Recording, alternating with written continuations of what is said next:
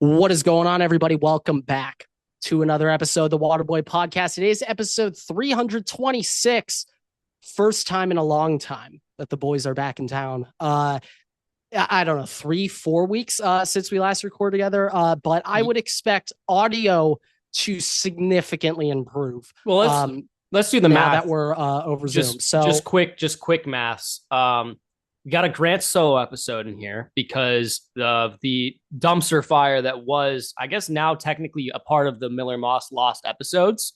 Those are lost media. Yeah, there's now two more. New trend on TikTok: Cristiano Ronaldo lost media goals. Just a bunch of bangers that nobody has ever seen. Yeah, there are now two more lost Waterboy episodes that will not see the light of day. This time, though, not because the file was deleted from Grant's computer. This is by choice. This is by active decision. We are vaulting those. They got sent to the IR, never to return. That was a career-ending injury for those two episodes. But kind of like more so, it's like a phantom DL. You know, like the guy's not actually hurt, but you're kind of that's when he's sent when he's got like an elbow like tendonitis or something like Tommy John. No, yeah, it's like the Joe Kelly DL in past seasons. It's just like, Joe, you're hitting the DL because you're shit. It's not for health. We need a roster spot. It is kind of more so. First time honestly. I've been back in this room, I think since last May. First time we've had an episode now. I believe this is going to be in 3 weeks together. Any updates? Any updates to the room? Any new features this season? To this room? No, nothing yet. New water bottle, though, that I'm using, at least for right now, this episode. Vikings demonstrating, getting in line for football season. That looks like a solid ass bottle. Solid water bottle. That looks like a solid bottle. Solid bottle. Very solid. But maybe we'll get like a jersey over there right in the middle. You know, I feel like you had a Justin Jefferson jersey behind I have one your left shoulder. Oh, maybe no. I had a hat. I could have sworn. I can. Hold on. We had a jersey over that left shoulder. I could see it. I could see the jersey. We can get the hats right there. I could literally see the jersey hung up right now. I can see. That's a hoodie right there. No. Behind your left shoulder. You're not pointing at what I'm seeing right now. I can. Yeah. There was a jersey there. There has never been a jersey there. There was. It may have been the last apartment. This is the Mandela effect. That's no. I can confirm there was. Like I'm not gonna look it up right now because there's a lot of talk about. I've had this apartment for the last. It could have been the last 2 years now. It could have been the last one, but there used to be a Jefferson 18. I remember. Hey, it was. Unnamed intern's going to go back through the tape for us. Yeah, someone's checking it. Going back through. Lot to discuss. I think last time we touched base, the last NFL update I could think of was. I'll be honest. It was before preseason ball started, so it doesn't matter. Yeah, was it? Yeah, was it like Terry? Well, no, I don't even think Terry. We were talking Shamar Stewart's contract still hadn't been figured out. That's the last thing. It's been a bit, but it's been a while. Hey, this is what happens when you leave for a bit. We have to pre-schedule videos. They don't do, it's a whole 9 yards. Yeah, I think to start off, I think we should talk about more so actual football than football news, because football is back. Football is back. So I think we should start off with football. What way? The Chargers season is already over. Rashawn Slater tore all the CLs in the knee. I think ischius included. The Coles. Chargers they call them season the Coles. Already over. It's already done. Yeah, it is August 18th. Well, no, it's been over since like August 13th. Yeah. 12th? But I mean, it is today when we're recording. It's August 18th. And my NFL season's already over. So I'm already on to 2026, like Bill Belichick's on to Cincinnati, okay? I am on to 2026. And your quarterback, your quarterback is dating Madison Beer right now, though. So yeah, that silver lining. So that's a new thing. No, I can only see negatives coming out of this. In terms of Justin Herbert and what this means for LeBron's legacy, I can only see negative things. Wait, hold on, LeBron's? You said LeBron's legacy? Everything. I mean, LeBron's legacy. Wait a minute. LeBron's legacy. I just tuned out for 5 seconds and then okay. Yeah, no, drop it. Twitter joke, drop it. But I don't think anything good could occur from Justin Herbert dating Madison Beer. Only bad things could happen from this. I'm not excited when I found out that news. That did not make me happy. Do you think Jim Harbaugh was standing there the same way he was like between like the two curtains in practice? Like he's just standing there now in like the distance. Oh, actually, no, that's a perfect use of that picture. Yes. No. Jim is he's going to end this shit. I can guarantee that.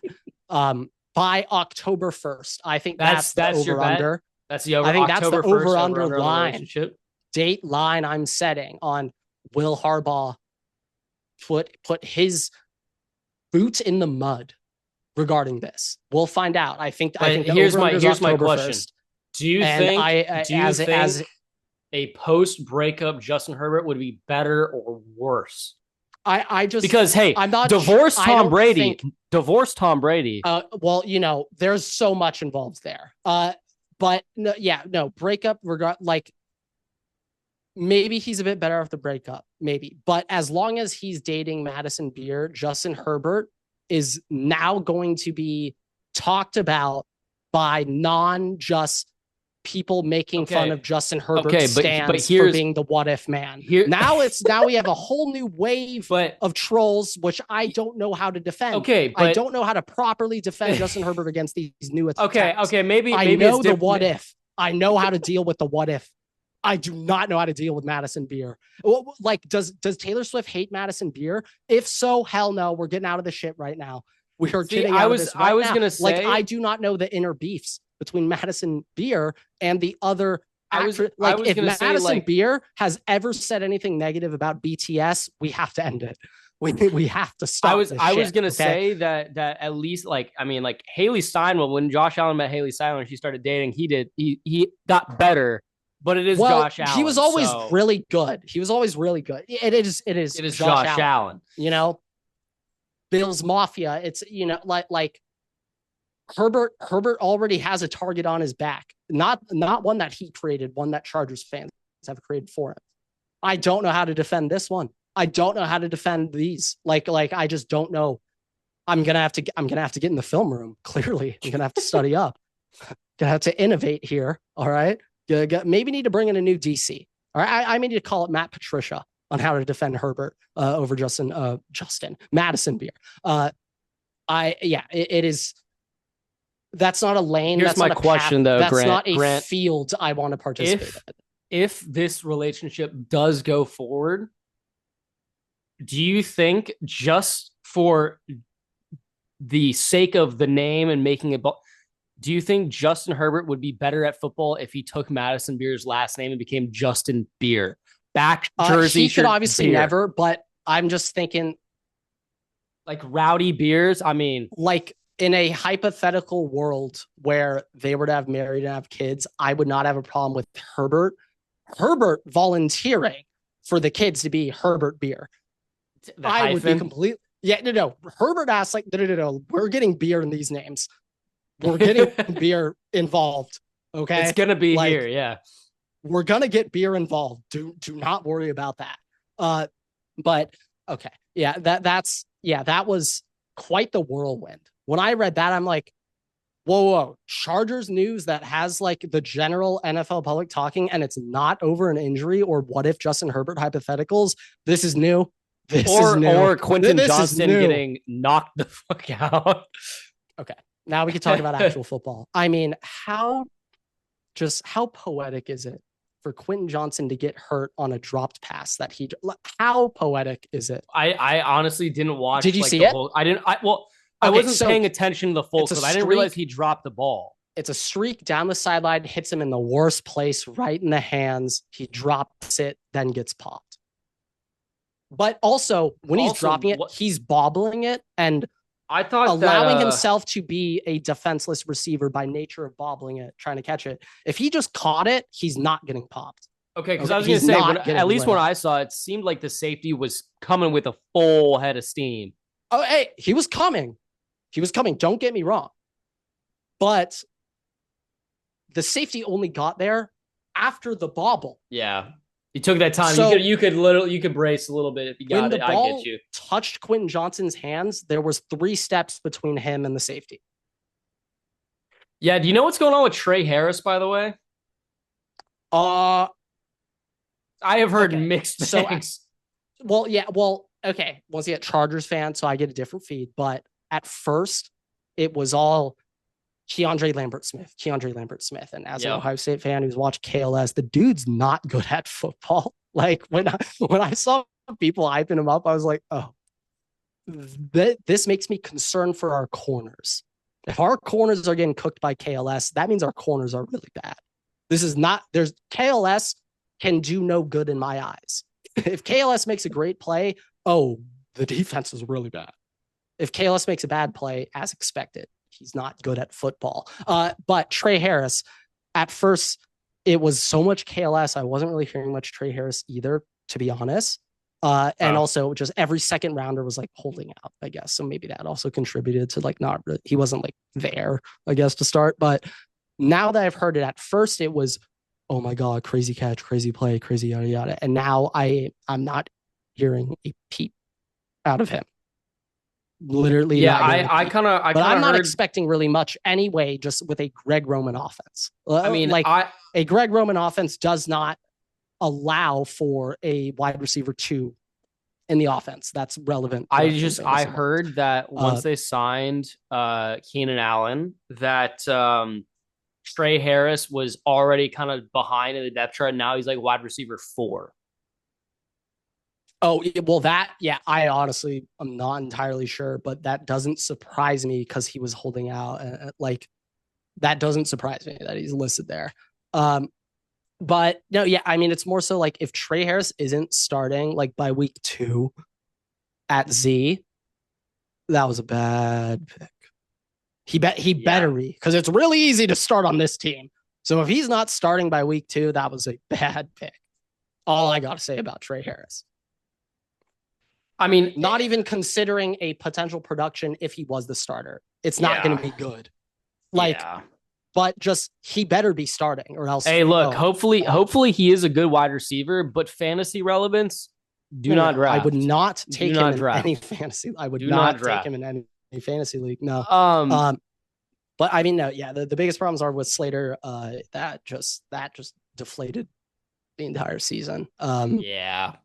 I mean, you just paid him. Well, that also, but also kind of makes it worse. Let's say Slater's healthy. Let's say the Chargers are fully healthy. At best, wild card first round exit if they were fully healthy. At best. Not saying they would have done that, but that was best case scenario. Also, Slater wasn't healthy last year, though, wasn't he? He wasn't healthy, right? Yeah, I mean, dude's always hurt. Since we started this podcast, the dude is he maybe has played 20% of games since we started this podcast, Everett. I'm not lying. Not lying when I say that. But the worst part about that Slater injury happening right now is I do trust Harbaugh to adjust. He has now like 3 weeks knowing he's hurt. Like he now has like 3 weeks to like reconfigure what he's doing. And I do trust Harbaugh to like figure something out. But that sucks because now we're going like 8-9. And now we're just stuck here. Now we're just stuck in a constant 7-10 to 10-7 because we're not doing shit this year. If we make the playoffs, it's a the most interesting thing to me is that they flipped Joe Alt's side of the line. Like that is that was like kind of always going to happen. I know, but like didn't they kind of over? But Pipkins I thought they flipped him again. Like last year, didn't do the same thing. Then so like during the offseason, he came back. I know, but the offseason he came back to the other side. And now it's like flip flop. You know, the scene of The Office. Michael Scott goes snip snap. I mean that's a bummer, but I'm not like concerned about Joe. I do wonder what it'll be. If the Chargers, you know, the only thing that could prevent Joe Alt from having a great career is injuries, and so far we haven't had those. So hey, at least one of you. I do not mind at all. Healthy.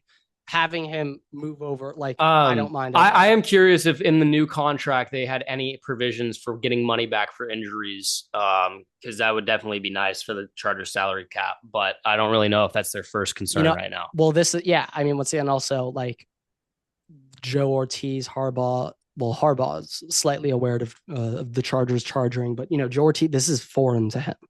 That a star player will have a season-ending injury every offseason for the rest of your tenure at the Chargers. He's like just having that sink in. And like now he'll probably look at contracts differently.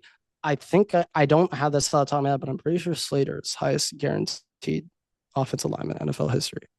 Don't quote me. I don't know for sure, but guarantees sure are also structured in specific ways for specific things. So regardless, though, like we're kind of locked into him. Yeah, but I mean, there's always like, the really contract bad. Do work I think it's like ways. patella. It's not knee. I think it's like patella injury.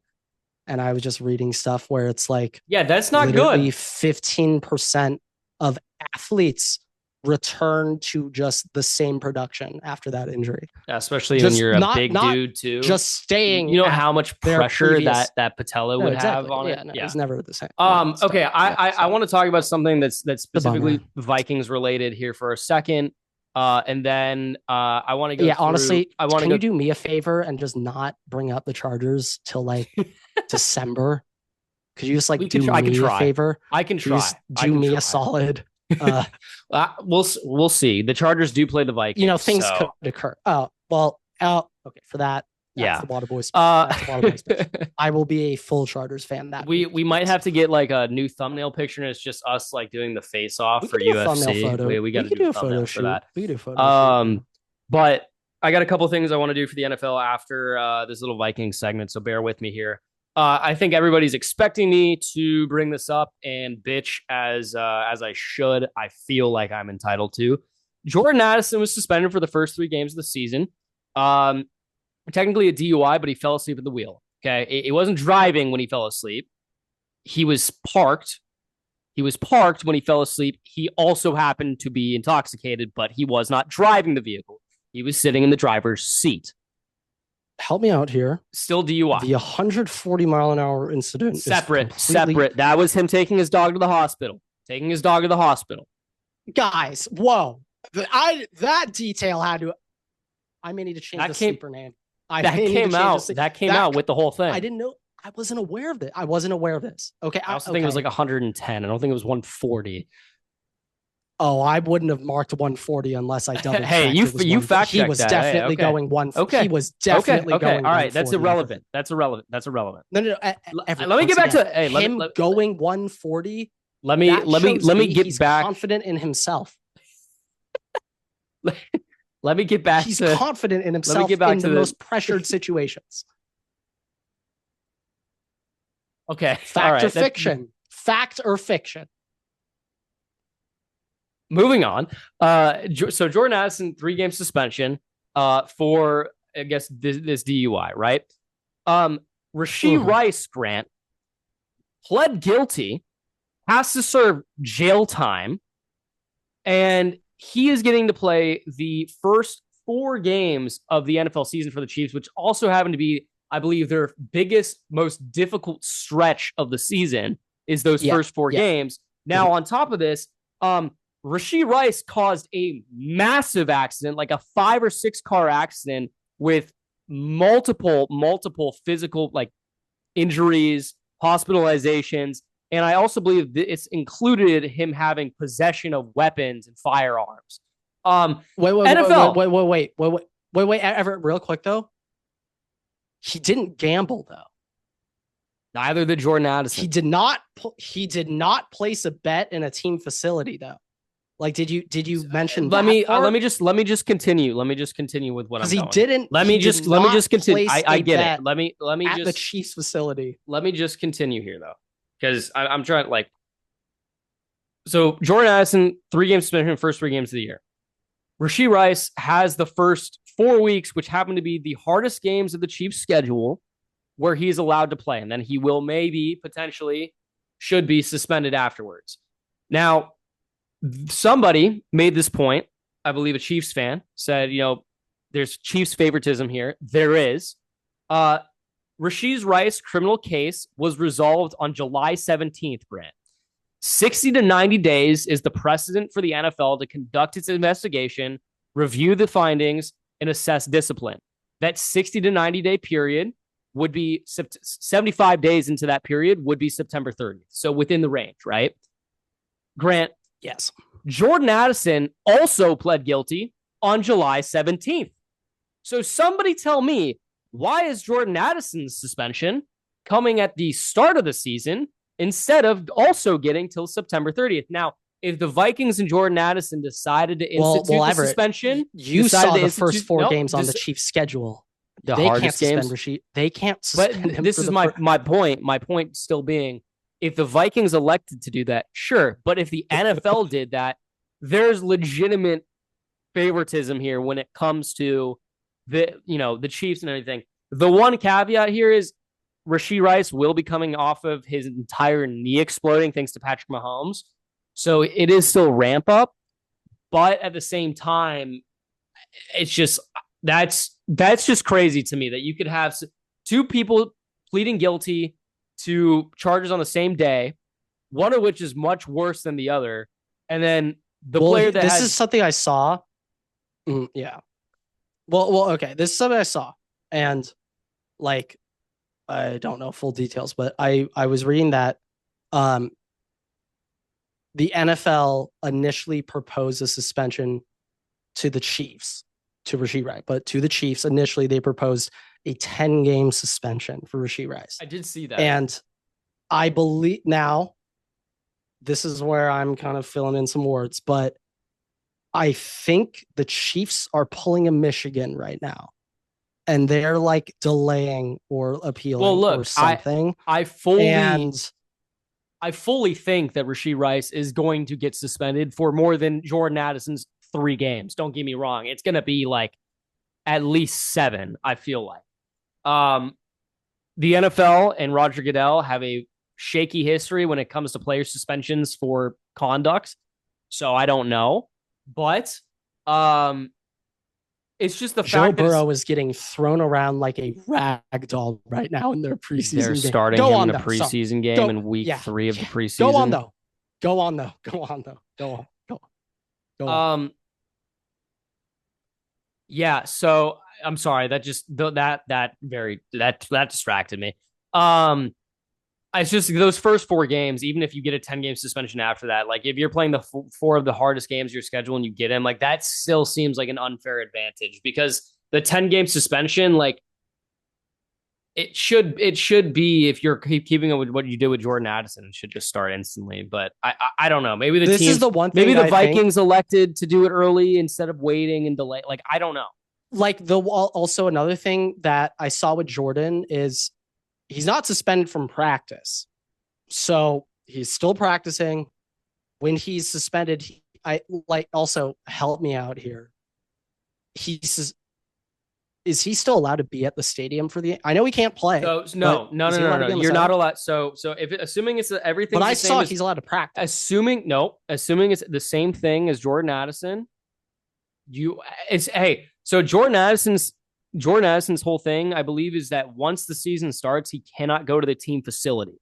He's suspended. He's going to have a whole regimen that the Vikings give him, but I don't think that he's allowed at the team facility. I could be wrong on that. I don't exactly remember what the basis of it was, but I believe that's what I saw.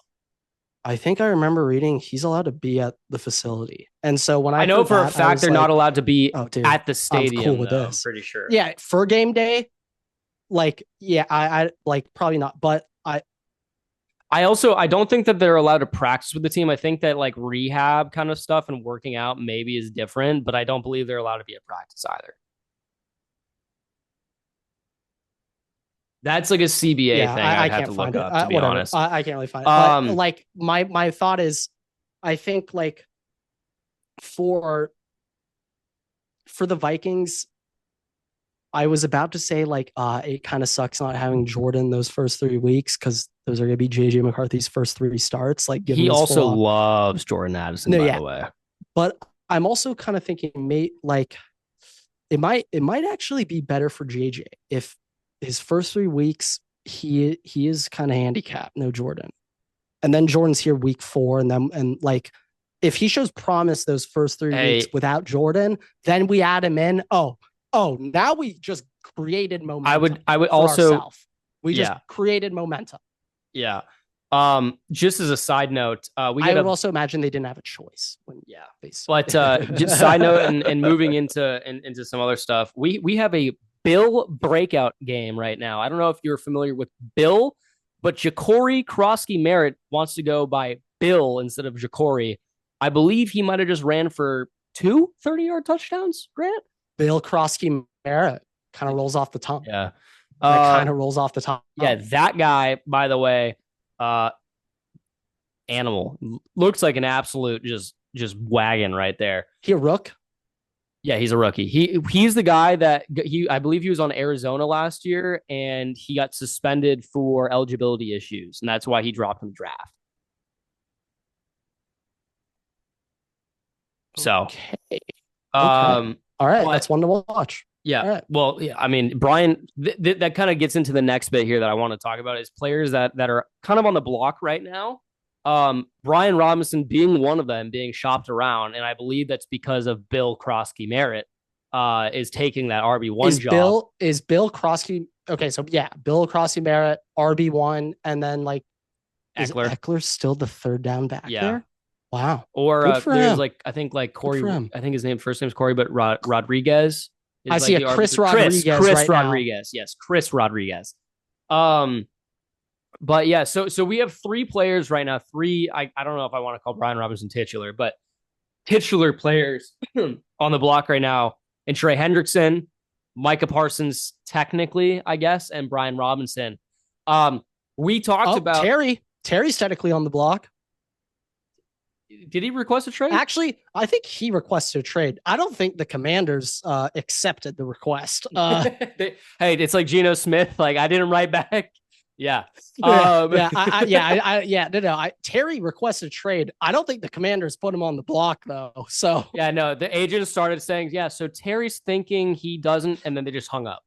I was just reading. It's like the last 3 wide receivers who requested trade. None of them got traded, and I low-key think 2 of the 3 got extensions. They all resigned. Okay, so exactly. Yeah, I mean, it's negotiation tactics, obviously, but it's one of the few times an NFL player. I want to spend a little bit of time here. Get a win. This might just be unique to the preseason. I have no idea if any of these guys are getting traded. Trey Hendrickson probably will, but just thinking about these trade destinations, good fits. Most likely I candidates. I kind of imagine he wouldn't get traded. Hendrickson? Trey Henderson? He's either playing for the Bengals. No, he is going. Okay, correction. Yeah. He's playing for the Bengals. He is going to play for the Bengals this year. Probably gone. Sitting out or traded? No, I think he's probably getting traded. But their asking price is a young defensive player and a first-round pick. So that's a lot. Doing that. That's a lot. Who's doing that? Who's doing that? I mean, I think it depends on the team. That. I don't think anybody's doing also that. define a young defensive player like exactly. You know, that can mean a lot of things. Like, does a Loie Gilman one more adjective, one more descriptive word in there? Elite star. Yeah. High developmental practice, future Pro Bowler. Like, I don't know. It's like how they categorize everybody on Madden. yeah. Star, impact. Don't say normal. QB of the future, bridge player. Yeah. Mentor. Well, my favorite's on 2K. They have like dump the contract literally as like the player archetype, like bad contract, get him off the team. God, Ben Simmons, we love you. Literally, the archetype is like dump the contract. Yeah, but I mean, Brian Robinson, we were talking about this earlier. Like, that's perfectly mid, I would say. Yeah, but that's a fun little guy. Is a cowboy right there. That is cowboy, a Dallas Cowboy. Like Chicago Bear. Shit. No. I don't want to say this. But that's the hammer to DeAndre Swift. When Isaiah Pacheco gets hurt and they trade for Brian Robinson, Rashad Smith, Grant. I only have 2 words for you. Rashard Smith. Yeah, that's too late. Like, they're trying to ship him out. Like, I think before the season starts. That's what I've got. Pretty difficult, right? I feel like You it's got kind of like difficult to two get that done. more weeks. So. Yeah. And I, in theory, like, okay, let's just say in season, it's week 7. A player just got traded in the NFL. Running back to the easiest position, you just go out and play for a new team, right? Yeah, I mean, it's all obviously you just got pitches just and tell stuff. me the whole. Just tell me the whole. Yeah, you just like, hey, is this an outside run, inside run? No, and just which tell me the number. do I go through? Just tell me the number. The only thing that's going to be hard is number. picking up blocks. But I feel like at that point, if you're brand new on the team, someone else is coming in for third. Yeah, probably not making you do. No, you're here on 1st and 10. There's only a special breed of running backs that probably could do that. One of which being Adrian Peterson, because he's just going to be like, all right, I'm running through somebody no matter what the play is. Wait. So if a pass block is for blocking, or like I'm saying there's a special kind of running back that if they just join a team, they could probably be in for pass pro, because like somebody like Adrian I put Peterson AP in there. I put Derrick Henry in there. They're just gonna run through somebody. No matter what the play is. Doesn't matter if it's a running play, a pass play, whatever. They're on the field. They're taking somebody down. There's gonna be smacking. Yeah, Leonard Fournette probably in that category. Lenny is in laying wood if he has to pass block on 3rd and 8. Okay, Zeke maybe. Zeke is laying the OG Zeke. Not old Zeke. Old Zeke. Dude, yes, that's like the only thing he can do now. Can't run. He can't catch. He could still hit guys that are 300 pounds and moving pretty slow. He could still do that. He's got that. He's got that. That will be the last skill of his to go away. Yeah. Block it. That's when you hang up the cleats. When he's getting bitched. But I mean, Micah Parsons probably not getting traded, I guess, until the deadline. He's not getting traded. He's not going to resign, so then he's going to be a free agent. He might. So he's going to have to get traded. They're going to have to get something. He's not coming back. Yeah, he might also just do that. You read the full notes app post.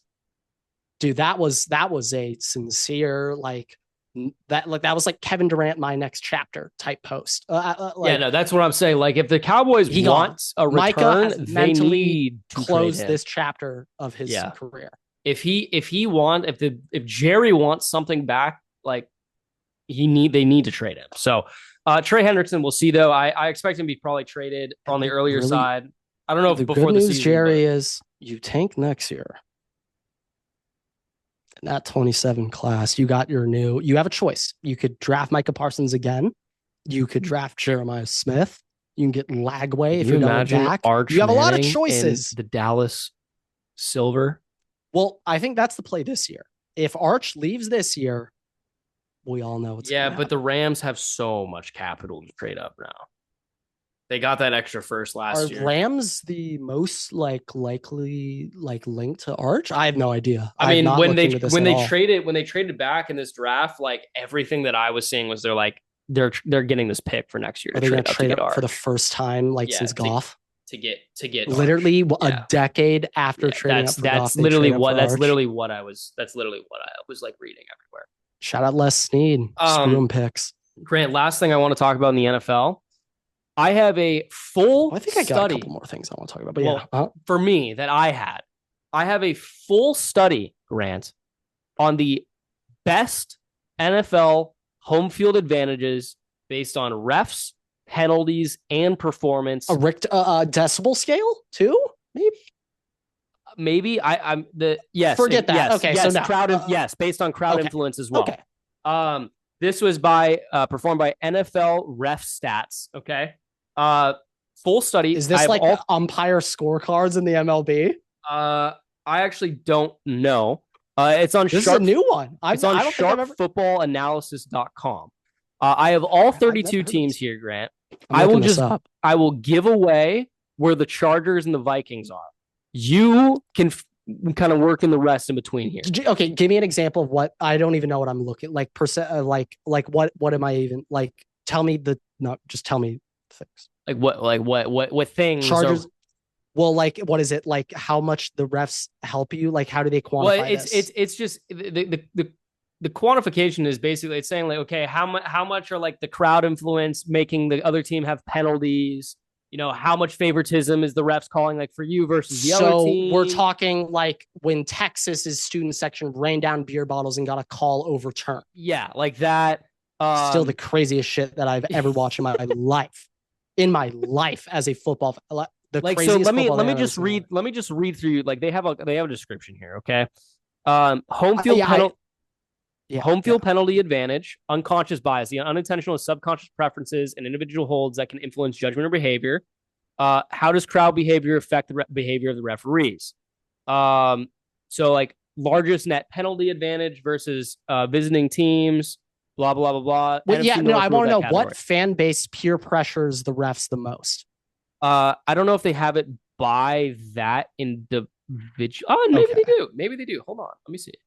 I would love to see which fan bases can peer pressure refs the most. I'd love to know. Well, the top three, I think, are pretty synonymous for that, and that's probably why they're there. Let me give Chiefs, Eagles, and is the last one the Bills? The number one team, Grant, is not the Chiefs. Okay. But the Eagles and Chiefs are back-to-back 2 and 3. Patriots? Nope. Steelers? Yeah. I don't know why. Steelers are the number one team in home field advantage, Grant. So let me give you the top 5 here. Okay. Number 5 makes the stadium that Hines Ward blew up? Sense. Huh? Yes. The stadium that Hines Ward blew up. Bane. Yes. But number 5 makes no sense on this list.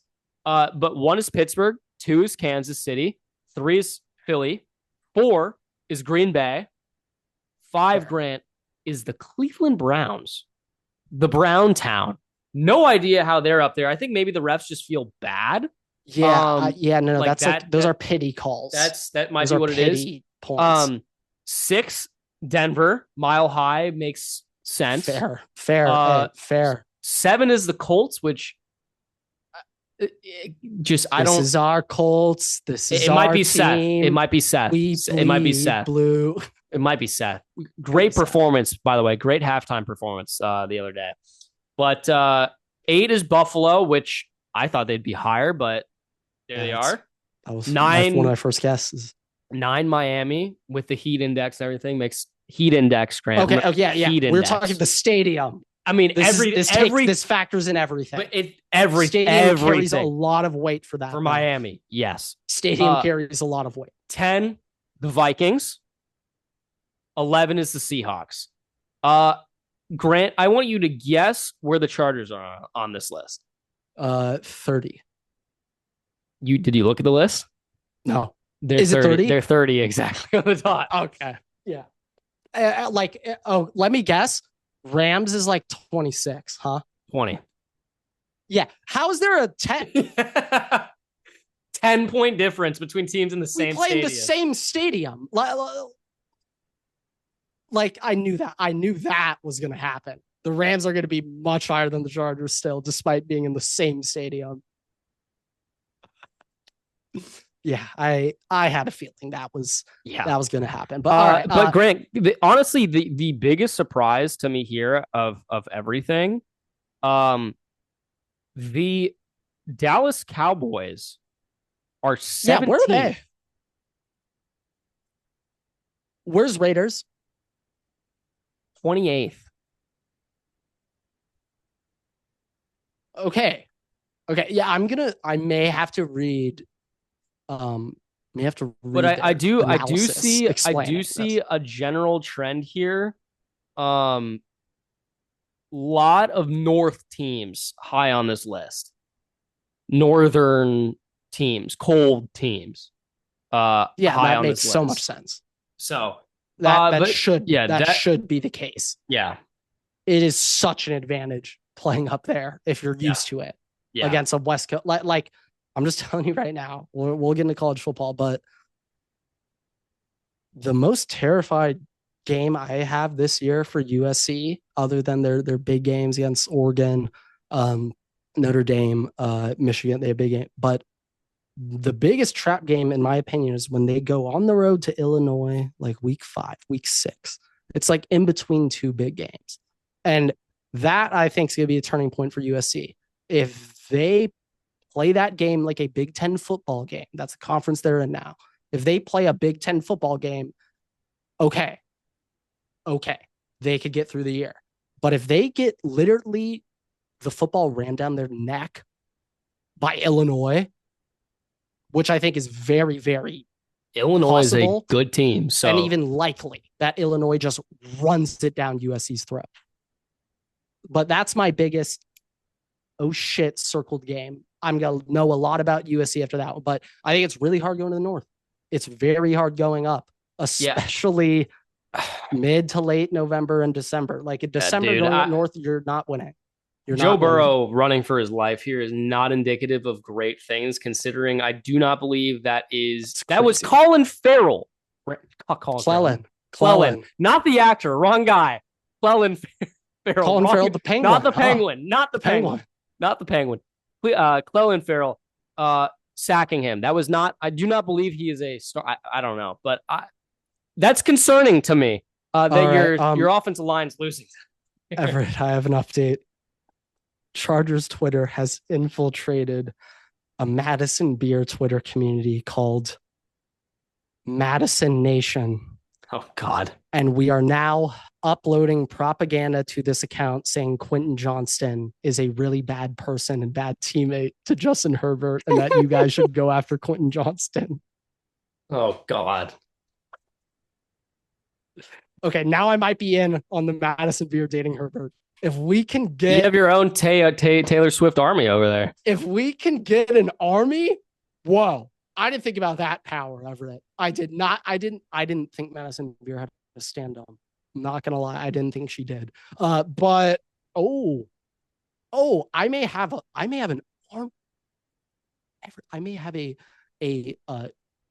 army like it's the Dothraki, and I'm Daenerys Targaryen. Okay, I may have just found my army. All right, this buckle up, folks. All I'm saying, but I did not even consider this possibility. But all right, okay. College football to wrap it up.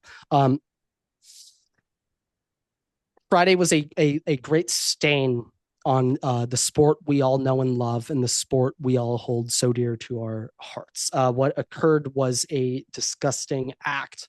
And I would just want this on record now. I hope everybody listening, they are aware. I hope their kids are aware, and I hope their grandkids are aware one day. And it is official. Tattoos are worse than literally cheating in the game. It's yes. And I know like this shouldn't come as a surprise. I'm not saying anything surprising. This isn't a controversial take, Everett, for lack of a better term. This is very simple, but getting tattoos is significantly worse than on-field cheating and being confirmed. Your coaches or recruiting staff members being confirmed on the sideline of other football games against future opponents of that team. That is not nearly as bad as exchanging game memorabilia for tattoos. Nothing. The only thing worse than exchanging memorabilia for tattoos is allowing an agent to buy your parents a house. Okay, that's the only thing worse. And for those two programs, USC and Ohio State, who should not be named, I apologize for uttering those words because they are so disgraceful and have placed such a large stain on this sport that I can't even believe we allow those two universities to still exist. I'm not done yet. But,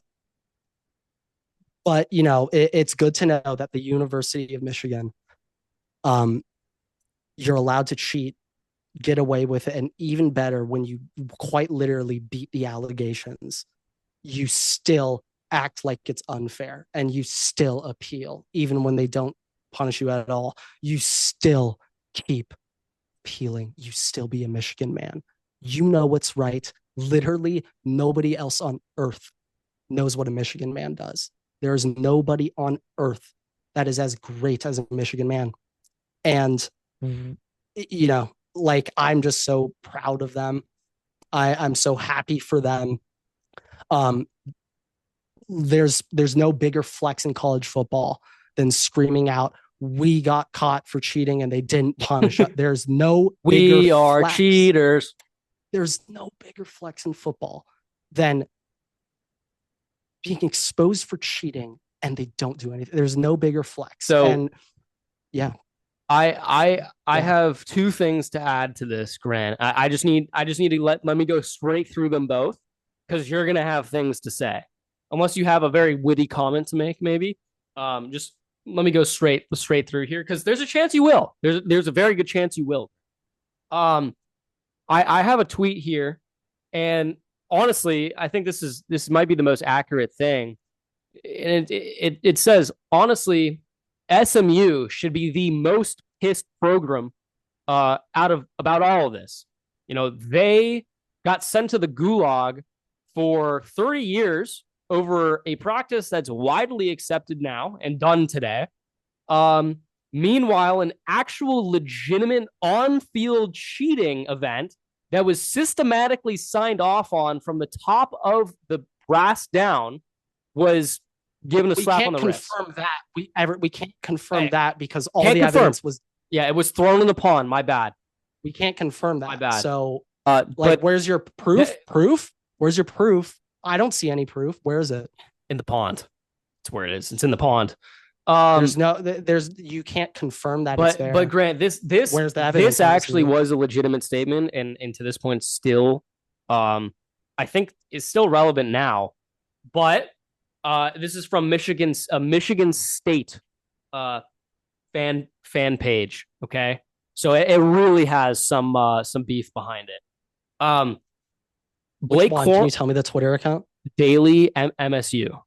Daily_MSU. MSU. Yeah. Yeah, I'm familiar with their content. Okay. Blake Corum was ineligible because of his LLC with Stallions. If he had no knowledge, then Stallions committed a felony and should be in jail. One of the two has to be correct. So either Blake Corum was ineligible because he had an LLC with Connor Stallions, or can you confirm that they had that has been confirmed? That one has been confirmed. Proof where? I'm pretty sure that's online. But no. I'm a Michigan man, and if I said there's no proof, there isn't. Because if I didn't see it, then it doesn't exist. Well, I'm a Michigan man, and I'm smarter than everyone, and I know everything. Oh, hey, you know what? I'll put a finger up. That's my bad. I forgot the Michigan men just get to dictate. I forgot. It is your bad. I'm a Michigan man. Honestly, you know what? I'm just gonna let myself out. I'm you know what? Please. Yeah. No. Yeah. So, it's my bad. Yeah, it's an unfortunate lesson that we're teaching the children of America, that it is okay to cheat. Unfortunately, we are informing the youth that not only is it okay to cheat, but after you get exposed for cheating, we have taught the kids that you should celebrate getting caught for cheating and not punished, and that you should be dancing out in the streets when you get caught for cheating and not punished. It's free reign for all the students, though. Free reign. This is what we're teaching the youth of America. Unfortunately, these are the lessons being taught, and there's nothing we could do about it. But yeah, no, I would say the funniest part was reading the NCAA said there are grounds to place a postseason ban on Michigan based on the evidence we have found. However, we do not want to punish current students and coaches that were not affiliated with the University of Michigan when they underwent their cheating scandal. And to that question, Everett, if that's the case, then why was the 2012 Ohio State team under Urban Meyer with Braxton Miller, true freshman quarterback, why were they not allowed to play in the national championship for something that occurred under a 2010-2009 team with Jim Tressel? Terrell Pryor was the quarterback. Why is Braxton Miller and Urban Meyer being punished? I thought you said you don't want to punish kids for past players and coaches' mistakes. Yeah, and it's the worst part about that, Everett. 2012 football season, do you remember who won the national championship? I would believe that would be Ohio State. No, we're ineligible. I would. 2012. No, I wouldn't know. So the 2012 national championship. I thought you were making a point The there Alabama, you're going to hear the point. The Alabama Crimson Tide, I believe, won their second national championship under Nick Saban in 2012. They defeated the number one ranked team in the country, 12-0, Notre Dame Fighting Irish, led by Manti Te'o. Ohio State would have had another national championship. We would have been the 2 seed, not Alabama. And we would have got to shit pump Manti Te'o. That would have been 3 natties in my life. But hey, we don't want to punish current players for past mistakes. We do not want to punish current players. And yeah, so that's kind of the difference. Well, yeah, I mean, that's a difference. It is a damn shame 2012, Ohio State was literally not allowed to participate in the postseason. Our mini death penalty of our own. But at least the good thing is, though, Everett, that post Ohio State's punishment, we still went 12-0 in a season where we had a bunch of guys leave, unlike Michigan, who's going 7-5 for the next 2 decades. So at least I have that to fall asleep. Some Ohio State related stuff, Grant. This is what confuses me about preseason AP polling. So yeah, I've been saying it for years, but I hate Texas. Texas is ranked number 1. Grant, Texas is the first top-ranked team in college football history to be an underdog in week 1. Explain to me why you're the number 1 team if you're an underdog the first week. They're like a 1.5 point underdog because it's at Ohio State. If it was on a neutral field, Texas would be favored. Okay, that's I get that, but still, just on paper, I'd also rank Texas over Ohio State 100%. I know, but it's just, to me, on paper, you guys should take Texas crazy. Plus 2.5. To me, it's just crazy. Oh yeah, you should. All I'm saying. Now, to be fair, I'll put a finger up. I didn't fact check the line before I had that take. Yeah, no, it's so. But yeah, but still, I was just kind of I would feel like if you're the number 1 team, you just kind of favored, even if it's by 1 point. Well, it's also that I know it's in the shoe, but yeah, I know it's in the shoe. If you think about it, for that game being at Ohio State's only a 2.5 point favorite. Home field, different spreads have different things, but if you were telling me they think Ohio State's home field's worth 5 points, yeah, that sounds right. They think Texas is much better than Ohio State based on that. Do you have any? My thoughts. Do you have an Ohio State of the Union on starting quarterbacks? Little mini or update. anything? Julian Sayin has been announced the starting quarterback, which is expected. It should be, but we have a lot of new faces, both sides of the ball this year, which should be I was going to say interesting. That's going to be a lot of fun for me. I like new faces. The last team, they were there for a while. A lot of those guys were starting for a while. So I'm excited to see a new, fresh crop of players, fresh batch of new faces. Okay, that's what I want to see. But Julian Sayin's been named the starter. And looking at it right now, if we're looking into the future 26, going into that season, we're going to have a lot of returning players. Quarterback, running back, and wide receiver ones will all be back. A lot of corners will be back. Linebackers, Sonny will be gone. Different play, but it's skill guys. Quarterback, running back, wide receiver, they'll all be back next season, which should be exciting. But looking at past Ohio State quarterbacks, Ohio State for a while has had a little system of starting quarterback for 2 years. You're starting quarterback your redshirt freshman / true sophomore year, and then your last year before the NFL. So that was Justin. That's what CJ did. That's what 2 of them did. And with that, I'm going back to CJ Stroud's first season starting, and he lost that Oregon game early. There were hiccups early on that first game against the Minnesota Golden Gophers. He was struggling. He wasn't looking great, but I saw tremendous growth throughout the year. But more so, everybody was calling for Stroud to get benched his very first year as starter until the Rose Bowl. And then you saw him just not miss a pass, throwing all different types of throws. It could be back shoulder fades, dropping buckets over the middle, laser throws.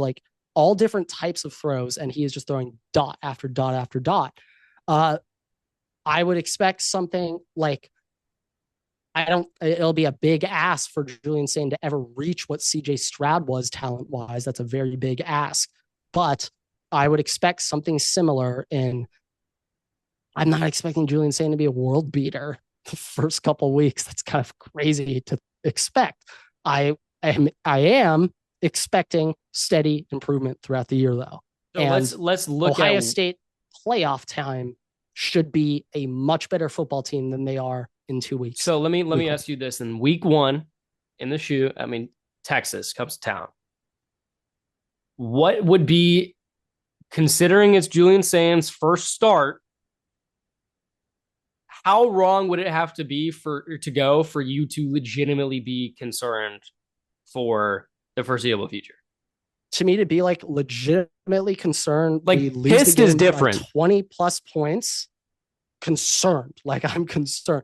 We lose by 20 plus points, and Sain looks like ass. Like we're talking 17 for 32, 160 yards, 1 touchdown, 3 picks.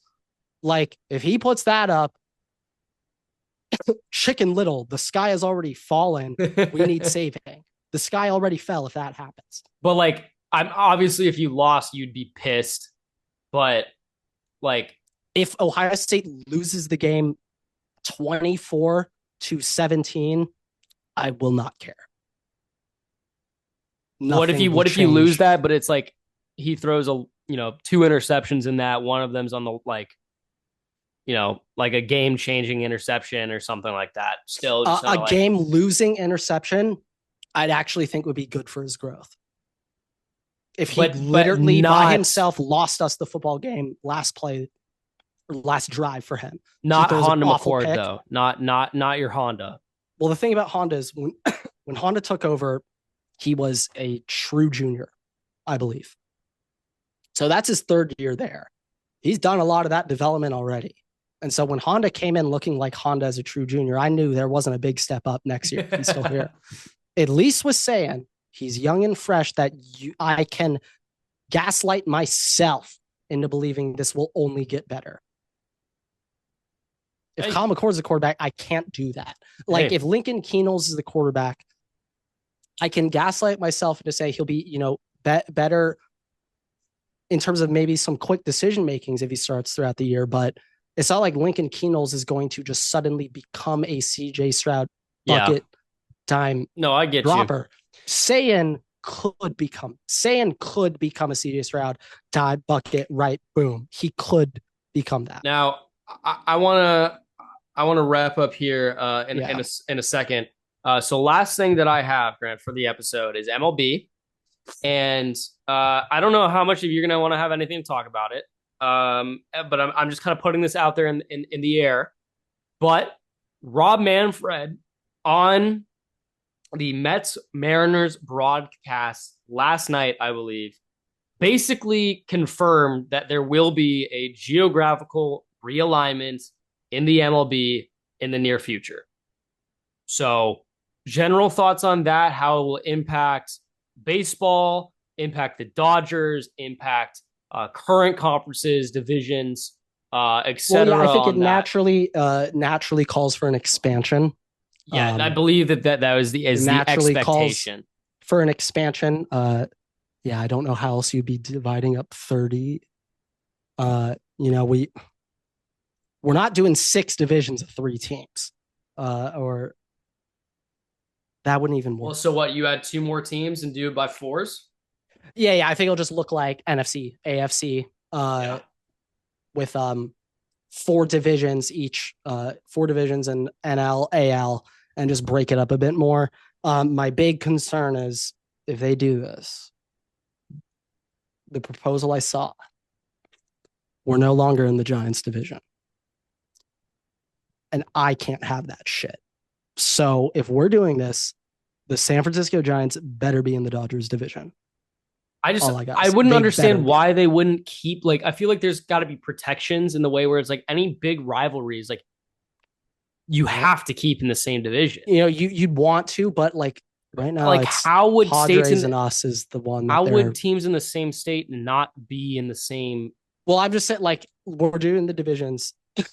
If we're doing it true regionally, like truly regionally, because I mean, I doubt they maybe, but I doubt it they would be the break it up west, north, Padres, the south, Diamondbacks, east. the Dodgers, and the Oakland, or sorry, the Vegas Angels. A's.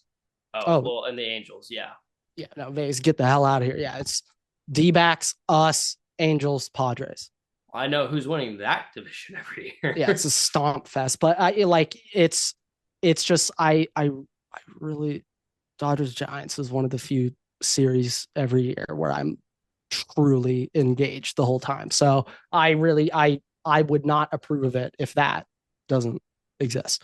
But if they do it quite literally like NFC, AFC, and they just got now north, west, east, south, you could still have an NL West with us, Padres, Giants, and then D-backs would be the fourth with us, and then Rockies would join the. Well, keep them in the AL. Wait, AL. I get what you're saying. Yeah. So, I get what you're saying. Not shifting. We're not shifting the conferences. Yeah, if you're currently in the AL, you're staying in there. You're not moving. Like we're not changing.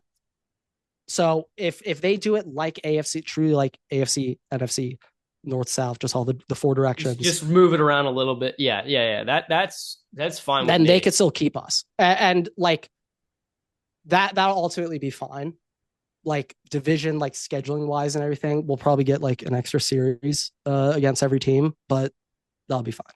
And honestly, we'd kind of prefer that. Curious though, where these two teams, I'm assuming two teams, will end up being if they expand. I'm ready. One of them better be in the South. One of them better be Atlanta has a monopoly on the South. New Orleans, we can't take one here. So everyone who plays SEC baseball wants to play for the Braves. We need to break that shit up. We need to break that shit up. We can't have every single SEC baseball player the best baseball. We can't have every single one of them. Nashville. That was a big one. I'm saying. It's ripe for the pickings. Nashville's a very popular one, which I think will happen. I'm not really sure about another. I don't really know. Seattle. Well, let's just think which. Well, Seattle Mariners. Well, let's just think which region needs. I'm thinking like basketball expansion teams. Right now. Let's just think like one of those regions will need a fourth fill it. So, but yeah, I do not approve if we're not against the Giants. But if we're against the Giants, I do approve. I mean, potential changes. I mean, baseball is one of the sports where I feel like most states like have the big. I didn't even think about this, Everett. When they expand, it's 4 guaranteed playoff spots. They're probably keeping 3 wild cards. So, oh God, that's gonna be awful. That's gonna be awful. One of the few great things about the MLB is the importance of the regular season. It was one of the few good things about the sport is it's the most random sport. So if you're struggling to be 500, you literally should not have a chance to win the championship. You shouldn't, but they do. Maybe they'll give it to Portland or something. I don't know. Yeah. I don't know whatever region. Honestly, it's gonna go to Canada. Fourth. It'll if they need to go west side. I just don't know. I think we got that sorted out. We got a lot of NL Central teams that are in that mid or AL. I'm saying if they go at like Vancouver, we got the East. Vancouver's not in the East. Vancouver's in the West. Oh. But yeah, I immediately when you say Canada East Coast, I immediately just assume Toronto in that area because that's the only for the most part only. But all right. With that, thank you guys so much for watching, listening, rate us 5 stars. You can find us on Spotify, TikTok, YouTube, Twitter, and on Instagram at Waterboy Pod. You can follow me and Grant on Twitter at Everett6 and at Waterboy Grant. We post new episodes every week on YouTube and all podcast platforms. Make sure to subscribe, turn on notifications to miss a single episode. We also post exclusive content on TikTok and on Instagram as well. So make sure to check us out there so don't miss anything else. And with that, we'll see you guys in the next episode. Waterboy is out.